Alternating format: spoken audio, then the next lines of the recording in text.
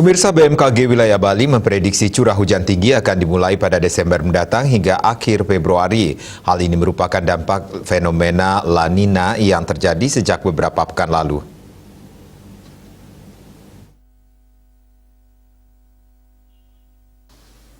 Hal tersebut disampaikan langsung oleh BPBD Kabupaten Beleng Putu Aryadi pribadi di sela-sela apel kesiapsiagaan antisipasi potensi dampak La Nina pagi tadi. Menurut Aryadi, kajian Badan Meteorologi, Klimatologi, dan Geofisika menyatakan akan ada peningkatan curah hujan akibat fenomena alam La Nina. Diperkirakan curah hujan akan meningkat 20 hingga 70% pada Desember 2021 hingga Februari 2022. Dengan topografi Niagara Gunung, kondisi ini tentu berpotensi menimbulkan bencana hidrometeorologi seperti angin puting beliung, angin kencang, banjir, tanah longsor, dan banjir bandang.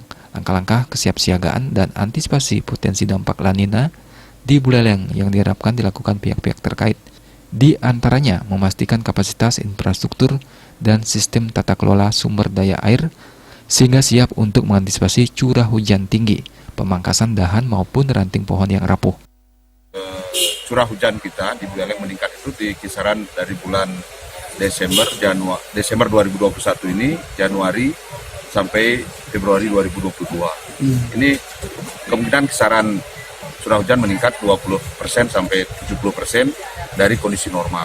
Nah, ini yang perlu kita antisipasi dengan meningkatnya volume curah hujan ini. Kita harus melaksanakan antisipasi kesiapsiagaan dampak La Nina, yaitu dengan pertama mengecek infrastruktur dengan dinas RTU, maksud dengan kegiatan tidak membuang sampah pada drainase atau irigasi seperti itu. Termasuk juga terkait dengan kegiatan pemotongan dahan yang rapuh atau pohon yang cukup tinggi. Komang Yuda, Bali TV.